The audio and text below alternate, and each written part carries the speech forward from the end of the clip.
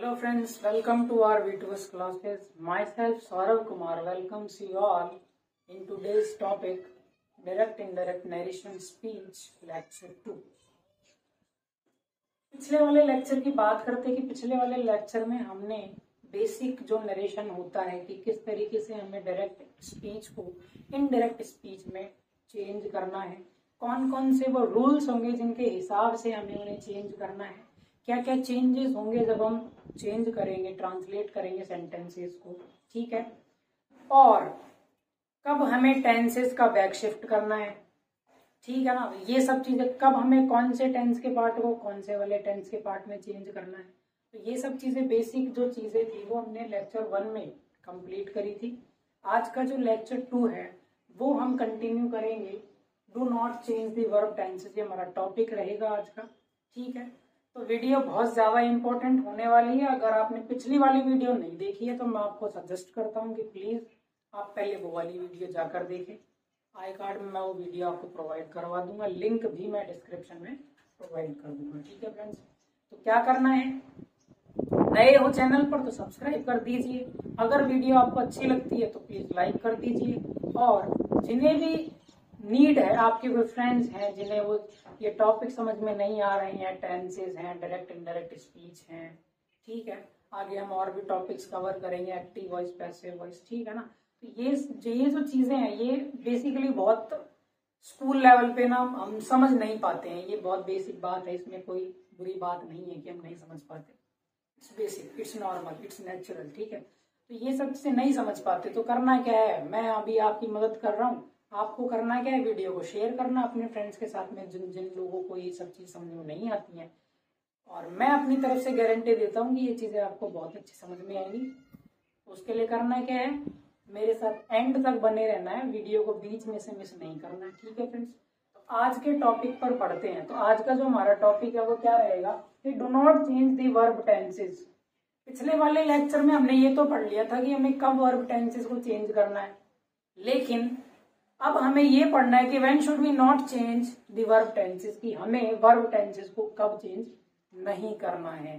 तो कुछ नहीं है, सिंपल है, जैसे वहां पर थोड़े बहुत रूल्स थे ऐसे ही यहाँ पर भी कुछ बेसिक रूल्स है। तो सबसे पहले बेसिक रूल्स देख लेते हैं। क्या है कि अगर रिपोर्टिंग वर्ब प्रेजेंट और फ्यूचर में हो, reporting verb is in present और इन फ्यूचर, अगर रिपोर्टिंग वर्ब प्रेजेंट या फ्यूचर में हो तो हमें वर्ब टेंस नहीं चेंज करना है। इन्वर्टेड कॉमा के अंदर लिखी हुई बात अगर जनरल ट्रूथ हो, यूनिवर्सल ट्रूथ हो, या फिर स्टिल ट्रूथ हो। स्टिल ट्रूथ का मतलब कि जिस चीज के बारे में हम बात कर रहे हैं वो एट दी मोमेंट, जिस मोमेंट में हम उसकी बात कर रहे हैं वो अभी भी क्या है, ट्रूथ है, उसमें कोई चेंज नहीं हुआ है। तीसरा जो नियम है वो क्या है कि जब आप तुरंत रिपोर्ट करते हैं, ये एग्जाम्पल से समझेंगे, ठीक है। तो आइए एग्जाम्पल पर आते हैं, है ना। पहला एग्जाम्पल देखो क्या कह रहा है कि he says I will come. करना क्या है सर, सेज है मतलब रिपोर्टिंग वर्ब जो है ना हमारी वो किसमें है, प्रेजेंट में है। तो क्या करेंगे, ही सेज दैट, चेंज करना पड़ेगा ना प्रोनाउन को, तो आई जो है वो फर्स्ट पर्सन है, सब्जेक्ट के अकॉर्डिंग चेंज हो जाएगा। तो क्या हो जाएगा, ही विल कम। डाउट करने की जरूरत नहीं है, हम टॉपिक क्या पढ़ रहे हैं, do not change the verb tenses में वर्ब टेंसेस को चेंज नहीं करना है, तो हम विल को वुड में भी चेंज नहीं करेंगे। अगले वाले एग्जांपल पर आते हैं ना। My student say to me you are the best. क्या करना है, my students say to me, say present में है ना, क्या करना है, यू है सर, सेकेंड पर्सन है, ऑब्जेक्ट के अकॉर्डिंग चेंज होगा मी के हिसाब से, तो क्या हो जाएगा, आई एम दी बेस्ट, ठीक है। अगला देखो, you will say I will learn English. तुम कहोगे कि तुम इंग्लिश सीखोगे, मैं कह रहा हूं yes you will learn English, okay. देखो रिपोर्टिंग वर्ब जो है हमारी किसमें है, फ्यूचर में। तो सर करना क्या है, कुछ नहीं करना सर, आई यू के हिसाब से चेंज हो जाएगा। You will say that, you will learn English. ठीक है, अगला देखो, my mother said the earth is round. मेरी मम्मी ने कहा, क्या कहा कि जो पृथ्वी है वो क्या है, गोल है। Earth is round, it is universal truth. Second जो रूल है हमारा वो क्या है कि इन्वर्टेड कॉमास के अंदर अगर कोई जनरल ट्रूथ हो या फिर यूनिवर्सल ट्रूथ हो तो हमें वर्ब टेंस को चेंज नहीं करना है। तो करना क्या है, कुछ नहीं करना sir. My mother said that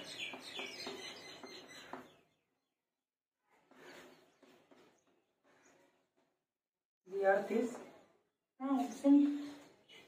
अगला देखो, he said she is in 8th class। Change करते हैं,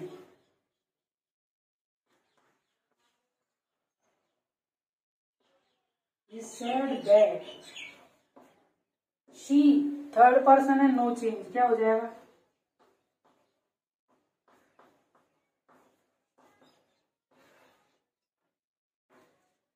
सर इसमें कौन सा नियम लग रहा है,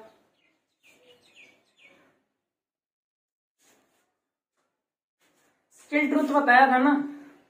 अगर कोई स्टूडेंट है, वो शी या कोई लड़की है, मैंने मान लिया कोई मीरा नाम की लड़की है जो अभी 8th क्लास में है, तो अगले 1 साल तक वो 8th क्लास में ही रहेगी। अगर मैं आज उसके बारे में बात करता हूं तो मैं यही कहूंगा she is in 8th class. अगर मैं 10 महीने बाद भी अगर मैं उसके बारे में कोई बात करूंगा तब भी मुझे यही कहना पड़ेगा कि she is in 8th class. लेकिन अगर मैं 1 साल बाद उसके बारे में बात करूंगा तब मैं कहूंगा कि she was in 8th class.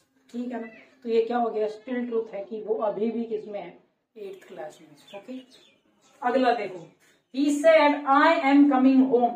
अभी सिचुएशन को थोड़ा सा इमेजिन करना। मान लो कि आपकी मम्मी ने आपको फोन करने के लिए कहा, आपके भाई को जो भी कहीं बाहर गया हुआ है, और कहा कि उससे पूछो कि वो कब तक आ रहा है। आपने फोन लगाया तो भाई ने क्या कहा, बस अभी 2 मिनट में आ रहा हूं, है ना। अब बात हो गई, अब तुम क्या कहोगे मम्मी से कि मैंने भैया को कॉल किया था, भैया कह रहे हैं कि मैं अभी आ रहा हूँ 2 मिनट में। तो क्या हो गया, जब आप तुरंत रिपोर्ट करते हैं, तुरंत रिपोर्ट हो रहा है ना, ऐसा थोड़ी ना कि आज खाए 10 महीने बाद कोई चीज आएगी, नहीं है ना। तुरंत रिपोर्ट करते हैं तो भी हमें वर्ब टेंस को नहीं चेंज करना। तो हमें यहाँ पर क्या करना पड़ेगा, he said that। Sir I जो है वो फर्स्ट पर्सन है, सब्जेक्ट के अकॉर्डिंग चेंज हो जाएगा। तो क्या हो जाएगा, ही इज कमिंग। ही के साथ एम तो लगा नहीं सकते, वर्ब टेंस को चेंज करना नहीं है। आई एम जो है प्रेजेंट में, तो ही के साथ इज आएगा क्योंकि हमें जो वर्ब टेंस को चेंज नहीं करना। ठीक है, तो ये सब चीजें थी, ये सिचुएशंस थी हमारे पास जिनके अकॉर्डिंग हमें ये पता चलेगा कि हमें कब जो है वर्ब टेंसेस को चेंज नहीं करना है। ठीक है फ्रेंड्स, ये एग्जांपल्स है, आप इनका एक स्क्रीनशॉट ले लीजिए ताकि आप अच्छे से नोट्स बना सकें। अगला जो हमारा टॉपिक है वो क्या है, चेंजेस ऑफ क्वेश्चंस की। अगर हमारे पास इन्वर्टेड कॉमास में क्वेश्चंस आ जाएं तो हमें किस हिसाब से जो है डायरेक्ट को इनडायरेक्ट में चेंज करना है। तो सिंपल, जैसे पहले थे वैसे ही अभी भी कुछ रूल्स हैं, तो उन रूल्स को पढ़ते हैं। पहला रूल क्या है, अब हमें क्या करना है, दैट का यूज नहीं करना है। पहले हमने क्या किया था, इन्वर्टेड कॉमास को हटा के हम दैट लगा देते, लेकिन अब इंटरोगेटिव सेंटेंसेस में हमें इन्वर्टेड कॉमास को हटाकर दैट नहीं लगाना, ये ध्यान रखने वाली बात है। दूसरा क्या है कि अगर सेड या सेड टू आ जाए तो हमें उसकी जगह आस्क्ड करना है। समझ में है, आस्क्ड करना है।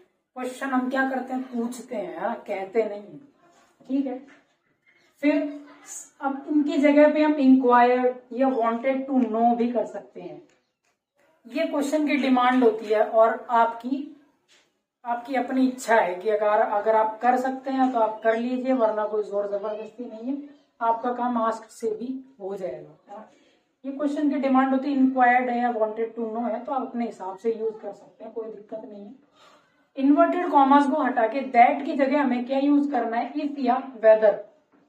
समझ में आया, दैट यूज नहीं करना है, क्या यूज करना है, इफ या वेदर यूज करना है। क्वेश्चन मार्क को हटाकर हमें क्या फुल स्टॉप लगाना है। अच्छा सर, क्वेश्चन मार्क को हटाकर फुल स्टॉप लगा दिया तो क्या वो क्वेश्चन रहा, नहीं रहा। अब वो क्वेश्चन नहीं रहा, हमें उसे अफर्मेशन में चेंज करना है। समझ में आया? क्वेश्चन मार्क को हटा के हमने फुल स्टॉप कर दिया, क्वेश्चन को हमें अफर्मेशन में बनाना है। इन्वर्टेड कॉमास में अगर WH वर्ड से स्टार्ट हुए क्वेश्चन आ जाए, ये वाला जो था, ये वाला यस और नो क्वेश्चन वाले में था, जो हेल्पिंग वर्ब से स्टार्ट होते हैं ना, अगर WH वर्ड से कोई क्वेश्चन स्टार्ट होता है इन्वर्टेड कॉमास में, तो क्या करना है, वहां पर WH वर्ड से ही शुरू होगा। इन्वर्टेड कॉमास हट जाएगा, इफ और वेदर लग जाएगा, लेकिन शुरुआत किसी से होगी, WH क्वेश्चन से होगी। तो अब हम इनको एग्जाम्पल से समझते हैं, है ना। आइए, He said to Meera, "Are you playing?" देखो, said to को किसमें चेंज करना है, He asked Meera। Inverted commas हटाना है, क्या लगाना है, इफ या वेदर। मैं इफ लगा रहा हूं। इफ देखो, सब्जेक्ट क्या हमारे पास, यू क्या है, सेकंड पर्सन। सेकंड पर्सन किसके हिसाब से चेंज होता है, ऑब्जेक्ट के हिसाब से। किससे कहा है, मीरा से। मीरा क्या है, लड़की। क्या हो जाएगा, if she. Are you playing, ये प्रेजेंट कॉन्टिन्यूअस का है। अब हमें किसको पास्ट कॉन्टिन्यूअस में चेंज करना है, समझ में आया। अगला देखो, Ravi said can I use your pen, है ना। देखो, Ravi asked, if I first person, Ravi के हिसाब से चेंज होगा। इफ ही, कैन का क्या हो जाएगा, if he could use, sorry, if he could use, Ravi asked if he could use his pen। आया समझ में, क्या कह रहा है, Ravi asked if he could use his pen, है ना। देखो आगे क्या कहा, Ravi said to him will you help me। तो क्या कहेगा कि Ravi asked him if,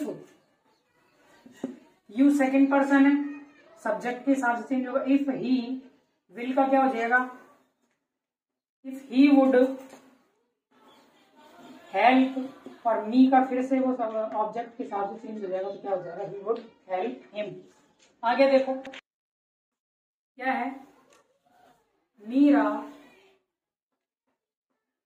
asked, या फिर अब देखो हमें यहाँ पर एक डिपेंडेंसी पता लग रही है कि मीरा ने पूछा कि टाइम क्या हो रहा है, तो वो जानना चाहती है ना। तो इसकी जगह हम क्या भी लिख सकते हैं, मीरा आस्क्ड या फिर वांटेड टू नो। अब जब WH वर्ड के क्वेश्चन सब इन्वर्टेड कॉमास में आते हैं तो हमें इफ और वेदर का यूज नहीं करना है। तो वो जो शुरुआत होगी वो किससे होगी, WH वर्ड से ही होगी, कनेक्ट हो जाएगा। तो क्या हो जाएगा, मीरा आस्क्ड या wanted to no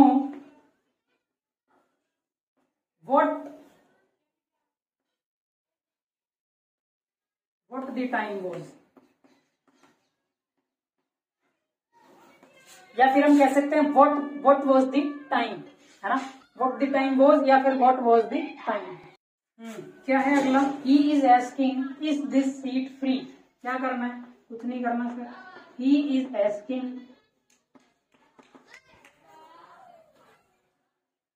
if this seat is free। Sir आपने इसमें टेंस चेंज क्यों नहीं किया, तो सर मैंने पिछले वाले में ये बताया था कि अगर हमारी रिपोर्टिंग वर्ब प्रेजेंट या फ्यूचर में हो तो हमें वर्ब टेंस को चेंज नहीं करना है। तो ही इज आस्किंग ये प्रेजेंट में है तो हमने इसलिए इसमें वर्ब टेंस को चेंज नहीं किया है, हमें टेंसेस का बैक शिफ्ट नहीं करना है। क्या करना है, दी टीचर। अब देखो मैं आस्क्ड पे यूज कर सकता हूं, लेकिन यहाँ पर देखो मैंने एक चीज और बताई, इंक्वायर्ड। इंक्वायर्ड मतलब एक तरीके से इंक्वायरी करना, पता लगाना। तो यहाँ पे क्या कह रहे हैं कि teacher said what is the matter, तो टीचर जो है वो पता लगाना चाहते हैं कि वहां पर मैटर क्या चल रहा है। तो मैं इसकी जगह पर क्या यूज कर सकता हूँ, द टीचर इंक्वायर्ड। फिर मैंने क्या कहा था, इफ और वेदर यूज नहीं करना क्योंकि WH वर्ड है, तो क्या हो जाएगा, व्हाट दी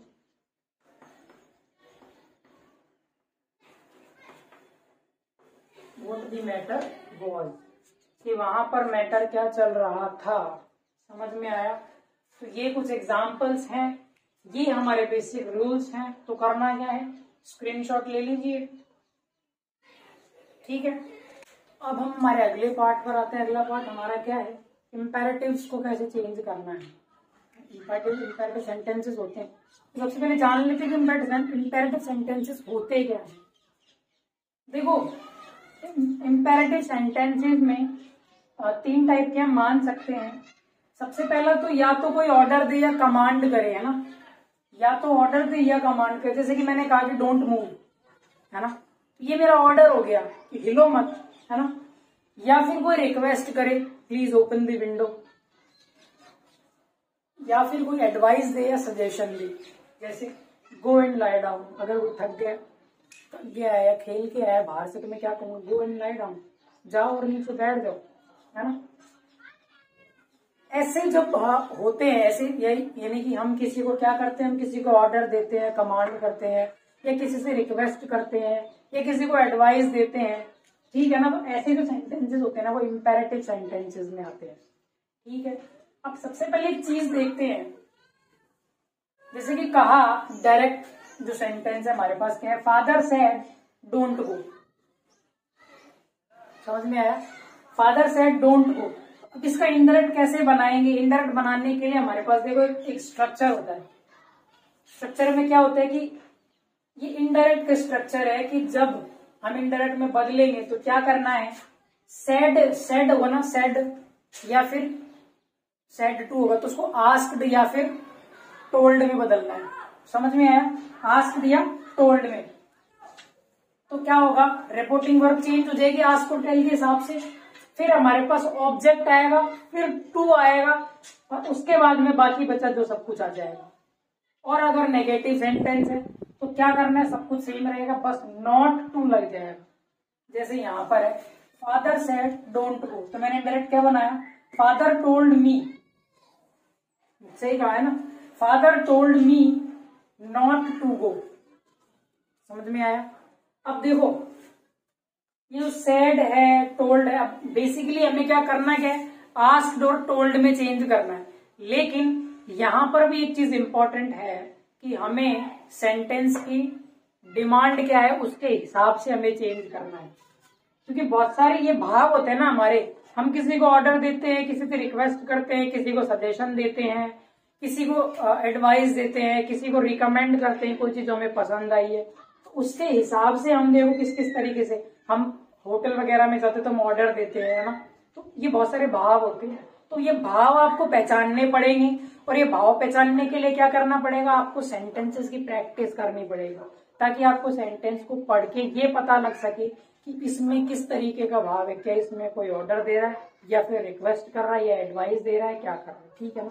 तो उसके लिए देखो, अगर ऑर्डर का भाव है तो हमें ऑर्डर्ड यूज करना है, रिक्वेस्ट का भाव है तो रिक्वेस्टेड करना है, एडवाइस दे रहा तो एडवाइस्ड करना है, आस्क्ड करना है, किसी को याद दिलाना है कि उसको रिमाइंडेड करना है, किसी को कुछ कहना है तो टोल्ड करना है, किसी को कोई कमांड दे रहे हैं तो कमांडेड करना है।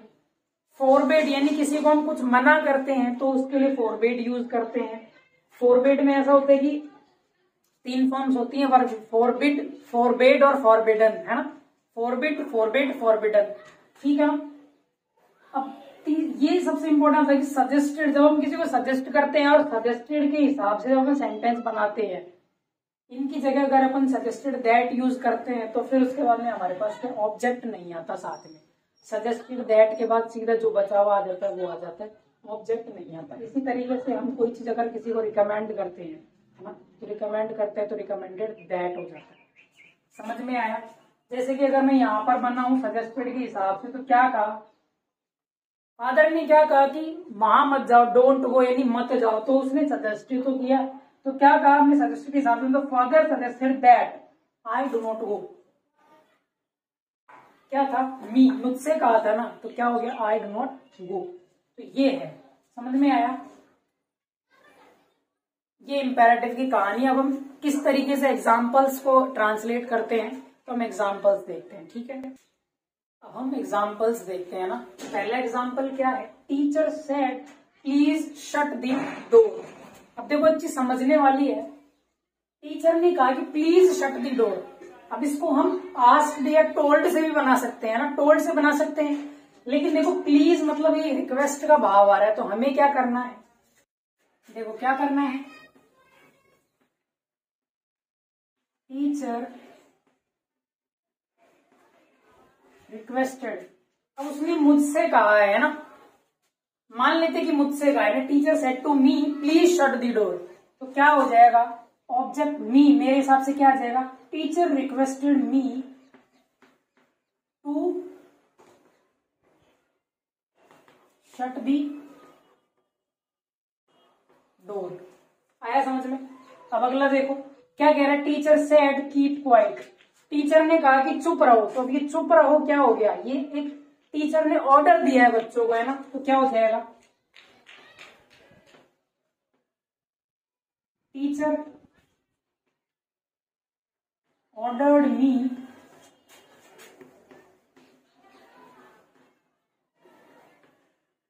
To keep quiet. अब मैंने मी मान लिया ऑब्जेक्ट को, इसलिए मैंने यहाँ पर मी किया है, हो सकता है वो सभी बच्चों से कह रही है, तो क्या हो जाएगा, teacher ordered the students to keep quiet. Simple है। अगला देखो क्या कहा, she said don't answer the phone. इसको मैं कह सकता हूं कि शी टोल्ड मी, मुझसे ही कहा होगा ना, है ना, she told me not to answer the call, not to answer the call. आया समझ में। ये वाला देखो, the doctor said don't eat sweets. अब डॉक्टर क्या करता है, एडवाइस देता है, सजेशन देता है, तो क्या करेंगे कि the doctor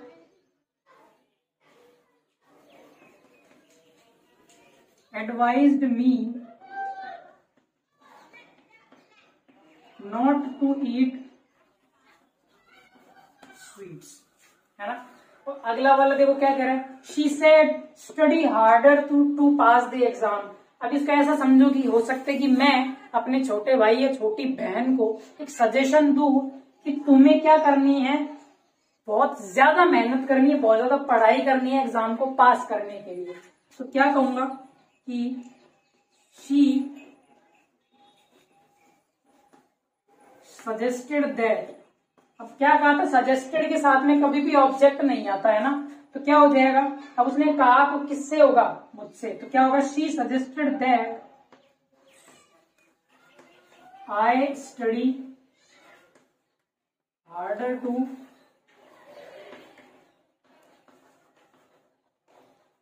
pass the exam, है ना। अब इसका देखो, ये जो है ना, doctor said don't eat sweets, इसका मैं यहाँ पे एक और बना रहा हूं, है ना, यहां पर ध्यान से देखना।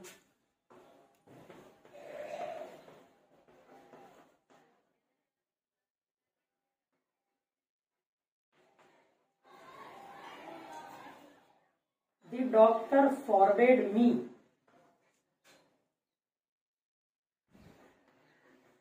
to eat sweets। देखो फोरबेड का मतलब जो होता है ना, वो मना करना होता है।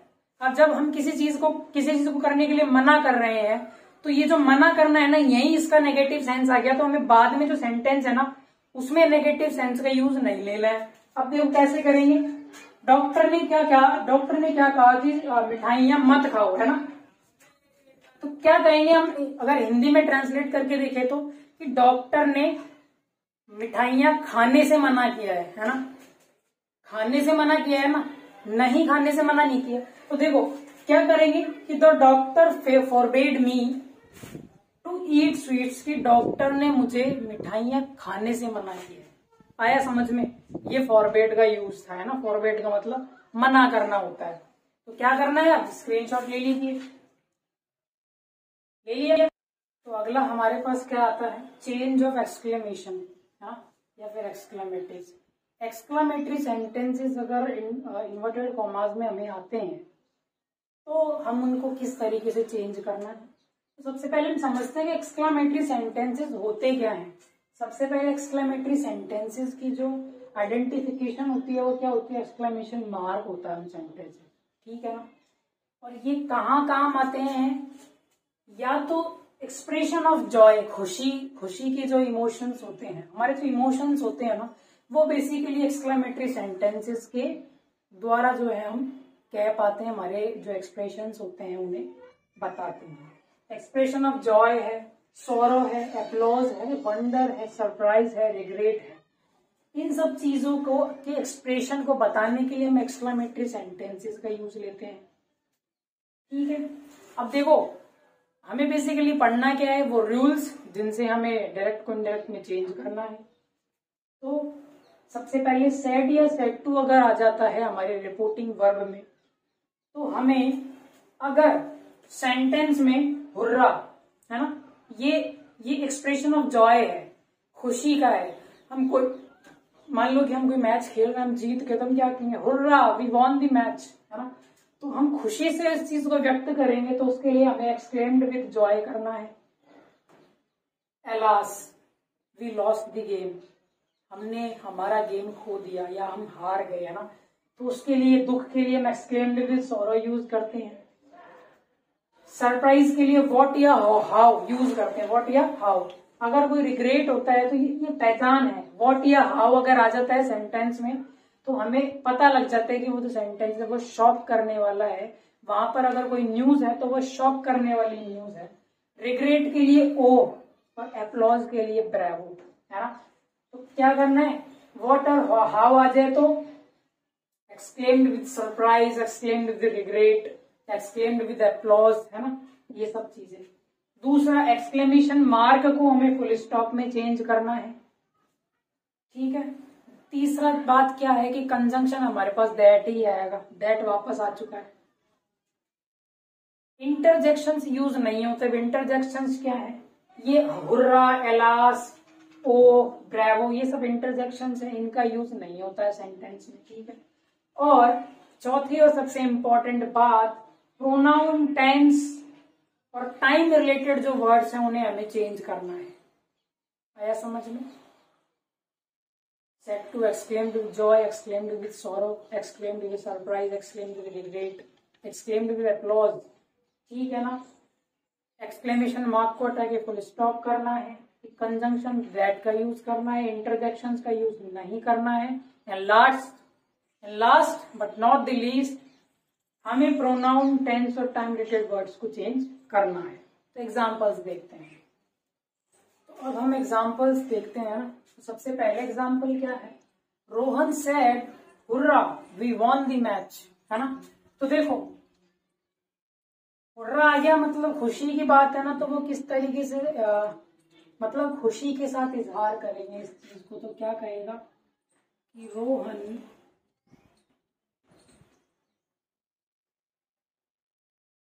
exclaimed with joy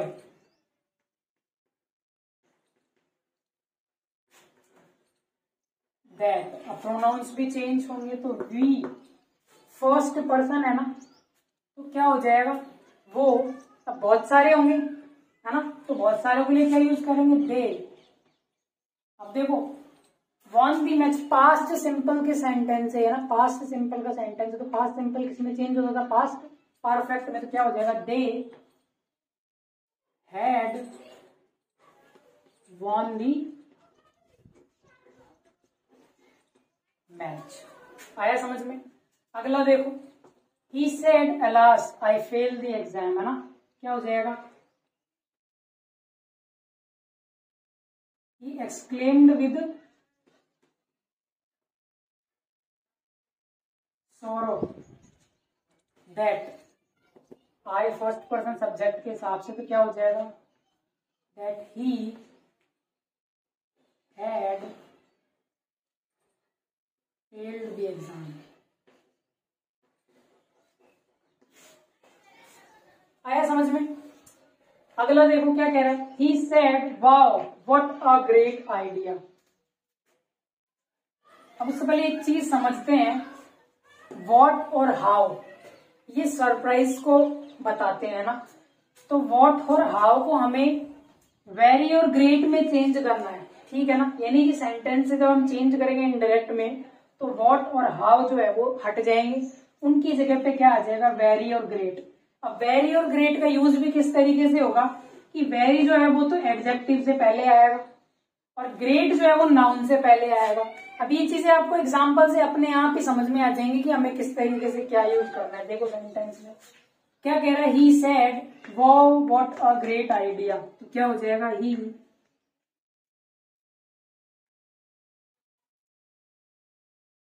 he exclaimed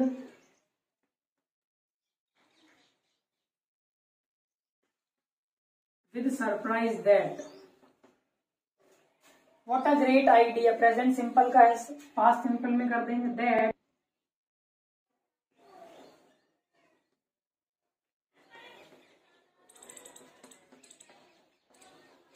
it was a great idea। वैसे यहाँ पर क्वेश्चन में दिया हुआ है तो हमें कोई जरूरत नहीं है, लेकिन फिर भी आप ये चीज ध्यान रखें, आपको अपने आप पता लग जाएगा क्वेश्चन किस तरीके से हमें बनाना है या चेंज करना है, ठीक है। अगला देखो क्या हो जाएगा, she exclaimed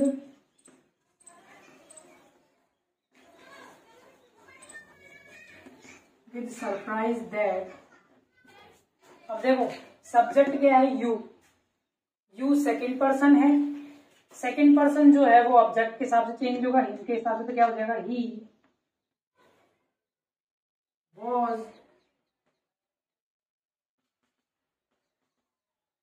वेरी इंटेलिजेंट। आया समझ में, इंटेलिजेंट से पहले क्या क्या लग गया, वेरी लग गया, किस तरीके से चेंज करना है।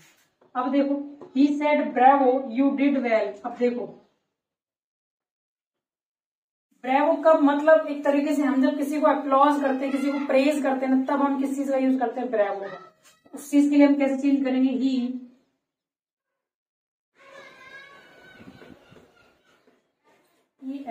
exclaimed with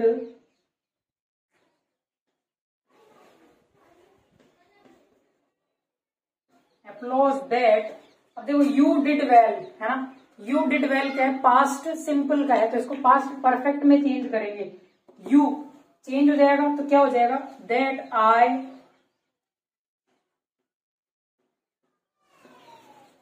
have done well. और लास्ट वाला जो सेंटेंस है वो क्या है कि the man said what a dirty chair, तो क्या हो जाएगा। अब देखो गंदी चेयर है तो वो बुरे भाव से कहेगा ना, बुरे भाव को इंग्लिश में कहते हैं डिसगस्ट, है ना। तो किस तरीके से कहेंगे, देखो द मैन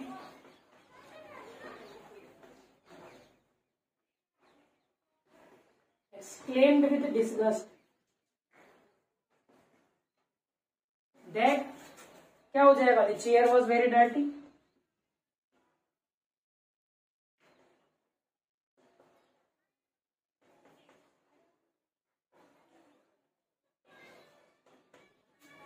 ठीक है ना। तो ये हमारे कुछ सेंटेंसेस थे, एक्सक्लेमेटरी सेंटेंसेस थे, जिनको हमने डायरेक्ट से इनडायरेक्ट में चेंज किया, है ना। अब आगे वाला टॉपिक पढ़ते हैं, तो तब तक के लिए आपको करना क्या है, स्क्रीनशॉट लेना है, ठीक है। अब अगला जो हमारे पास सेंटेंस आता है वो क्या आता है, चेंजेस ऑफ ऑप्टेटिव्स। ऑप्टेटिव सेंटेंसेस कौन से होते हैं, विश करने के लिए काम आते हैं, जो प्रे करने के लिए काम आते हैं, to bid to express desires, अपनी इच्छाओं को जताने के लिए काम आते हैं। बिड का मतलब किसी का अभिवादन करना, स्वागत करना, अगर वो जा रहा है तो उसे बाय बोलना, ये सब बिड में आते हैं ना। अब इसका स्ट्रक्चर क्या होगा, मे होगा प्लस कोई सब्जेक्ट होगा और एक्सक्लेमेशन साइन होगा, उसे हमें सिंपल से सब्जेक्ट आगे ले आना है, फिर मे का माइट कर देना है और बाकी का सेंटेंस एज इट इज आ जाएगा। रूल्स क्या क्या है, रूल्स देख लेते हैं किस तरीके से चेंज होंगे। सबसे पहले जो करते आए एक्सक्लेमेशन साइन है उसको हम किस में चेंज कर देंगे, फुल स्टॉप में चेंज कर देंगे। आई विश या आई वर होगा उसको हम किस में चेंज कर देंगे, हैड बीन में चेंज कर देंगे। तीसरा सेड या सेड टू होगा, इनको हमें सेंटेंस की कोडिंग चेंज करना है। अगर हम कोई विश कर रहे हैं तो विश्ड कर देंगे, अगर प्रे कर रहे हैं तो प्रेड कर देंगे, किसी का अभिवादन कर रहे हैं तो उसको बेड कर देंगे, किसी को श्राप दे रहे हैं तो उसको कर्स्ड कर देंगे, है ना। और इम्पोर्टेंट बात, प्रेड के साथ हमेशा दैट आएगा, ठीक है। अब इनको किस तरीके से समझेंगे सर, एग्जाम्पल करेंगे, ठीक है ना। तो एग्जाम्पल करते हैं, हाँ ठीक है। तो एग्जाम्पल्स देखते हैं ना। पहला एग्जाम्पल क्या है, ही सेड गुड मॉर्निंग। क्या कर रहे हैं, विश कर रहे हैं ना, तो क्या आ जाएगा, देखो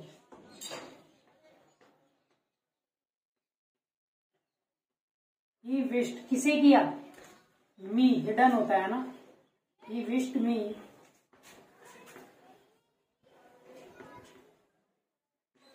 गुड मॉर्निंग। अगला देखो क्या है, he said may you live long. तो क्या कर रहे हैं हम, प्रे कर रहे हैं ना किसी के लिए, दुआ कर रहे हैं कि तुम जो है लंबी उम्र जियो, है ना। तो क्या कहेंगे, he prayed that you, मुझसे कहा है ना, तो क्या हो जाएगा, I, me का क्या हो जाएगा, might live long, है ना। He said good night. अब गुड नाइट बोलते हैं किसी को, जैसे कि बाय बोलते हैं, बाय के साथ गुड नाइट बोल देते हैं। तो जो मैंने बिड बताया था ना, बिड की सेकंड फॉर्म क्या होती है, बेड, तो हम उसका भी यूज कर सकते हैं। तो क्या कहेंगे, ही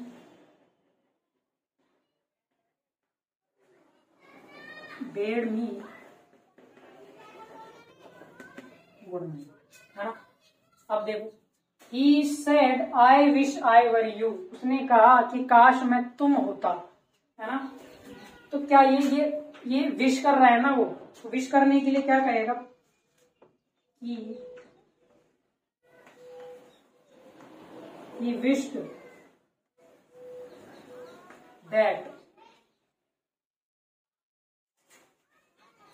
that I जो है वो किसके साथ चेंज हो जाएगा, ही, और आई विश, आई वर की जगह क्या बताया था, हैड बीन आ जाएगा। तो ही हैड बीन, और यू की जगह क्या आ जाएगा, आई।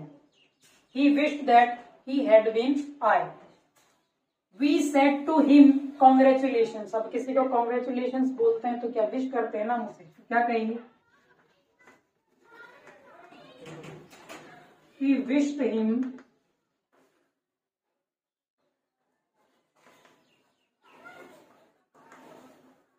congratulations। People said God save the nation।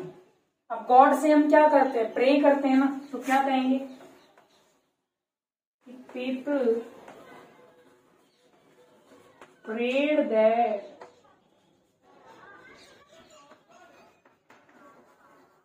God might save the। इसमें जो मे होता है ना, वो हिडन होता है ना। इसलिए हम यहाँ पर गॉड के साथ में हमेशा माइट करेंगे, है ना। मे जो है वो हिडन है, ये चीज हमें ध्यान रखनी है, ठीक है ना। अब एक सेंटेंस हमारा रह गया कर्स्ड का, तो वो कर्स्ड का जो सेंटेंस है ना, वो हम एक बार और देख लेते हैं ना। देखो क्या कहा, she said to the man may you die soon. अब उसके जो लड़की है जो कह रही है, उसके मन में किसी के लिए कोई बद्दुआ होगी, ठीक है ना, किसी के लिए बुरे भाव होंगे। तो उसने किसी व्यक्ति से कहा, किसी मैन से कहा कि मे यू डाई सून, कि तुम जल्दी मर जाओ। तो इसका हम क्या करेंगे, she curse the man that you, object के अकॉर्डिंग चेंज होगा तो क्या हो जाएगा, ही माइट डाई सून, है ना। तो ये जो था हमारा अब तक का, हमने एक्सक्लेमेशंस को चेंज करना सीखा, हमने इंटरोगेटिव को चेंज करना सीखा, हमने इम्पेरेटिव्स को चेंज करना सीखा, हमने ऑप्टेटिव्स को चेंज करना सीखा। समझ में आया। तो आज के लेक्चर में हमने डायरेक्ट इनडायरेक्ट के सारे जितने भी जो हम सेंटेंसेस यूज में लेते हैं वो सारे हमने चेंज कर लिए हैं। सभी में हमारे पास एक बात जो है वो कॉमन आती है कि सभी के कुछ ना कुछ रूल्स हैं, वो रूल्स हमें ध्यान रखने हैं। अगर हमें रूल्स ध्यान है तो हम सेंटेंसेस को आसानी से चेंज कर लेंगे, ठीक है ना। और जो बेसिक जो सबसे पहले हमने बताए थे कि किस तरीके से टेंसेस बैक शिफ्ट होंगे, किस तरीके से प्रोनाउंस चेंज होंगे, किस तरीके से जो है वो बेसिक टाइम रिलेटेड वर्ड्स जो होते हैं वो किस तरीके से चेंज होंगे, तो ये सब चीजें हमें ध्यान में रखनी होती है। तो अब तक हमारे साथ यहां तक एंड तक बने रहने के लिए आपका बहुत बहुत बहुत दिल से थैंक यू, ठीक है। तो उम्मीद करता हूं कि आपको जो है आज का लेक्चर पसंद आया होगा। पिछले वाले लेक्चर की लिंक मैं डिस्क्रिप्शन में डाल दिया, आप उसको भी देखें और इसको भी देखें। दोनों को आप एक साथ कंटिन्यू देखेंगे तो आप पाएंगे कि आपकी जो है डायरेक्ट इनडायरेक्ट के जो भी डाउट्स थे ना वो सारे क्लियर हो चुके हैं, ये मैं आपको अश्योर करता हूँ, है ना। और टेलीग्राम की जो चैनल की लिंक है वो हमने डिस्क्रिप्शन में ऑलरेडी प्रोवाइडेड की हुई है। तो आप क्या करना है, कोई भी अगर सेंटेंस में दिक्कत आती है तो सीधा हमें टेलीग्राम पर आकर मैसेज करना है, या तो आप अपने प्रॉब्लम का जो स्क्रीनशॉट लेकर हमारे पास शेयर कर सकते हैं, या फिर अगर आपकी कोई भी दिक्कत हो तो आप टाइप करके हमें बता सकते हैं। कुछ ही देर में आप पाएंगे कि आपका सोल्यूशन आपको मिल जाएगा, इस बात की हमारी गारंटी है, ठीक है ना। तो वीडियो को लाइक करें, इसे ज्यादा से ज्यादा शेयर करें, और चैनल को अगर अभी तक आपने सब्सक्राइब नहीं किया है तो प्लीज चैनल को सब्सक्राइब करें। आपके लाइक्स, आपके सब्सक्राइब हमें बहुत ज्यादा मोटिवेशन देते हैं और हमारे लिए बहुत इंपॉर्टेंट है, ठीक है फ्रेंड्स। तो आज के लिए इतना ही। Wish you all the very best. Thank you so much.